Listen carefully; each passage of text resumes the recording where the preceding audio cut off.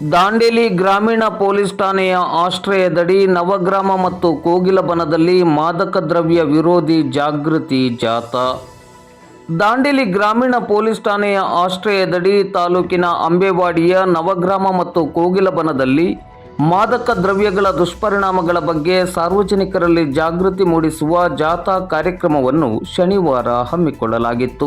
CPI Bhimanna M Suri ಅವರು ಜಾಗೃತಿ ಜಾಥಾಕ್ಕೆ ಚಾಲನೆಯನ್ನು ನೀಡಿದರು. ಪಿಎಸ್ಐಗಳಾದ ಕೃಷ್ಣ ಅರಕೇರಿ, ಜಗದೀಶ್, ಎಎಸ್ಐಗಳಾದ ವೆಂಕಟೇಶ್ ತೆಗ್ಗಿನ್, ಪ್ರಕಾಶ್ ತಳವಾರ್ ಹಾಗೂ ಪೊಲೀಸ್ ಸಿಬ್ಬಂದಿ ವರ್ಗದವರು ಮತ್ತು ಸ್ಥಳೀಯ ಶಾಲೆಯ ಶಿಕ್ಷಕ ವೃಂದದವರು ಹಾಗೂ ವಿದ್ಯಾರ್ಥಿಗಳು ಜಾಗೃತಿ ಜಾಥಾದಲ್ಲಿ ಭಾಗವಹಿಸಿದ್ದರು.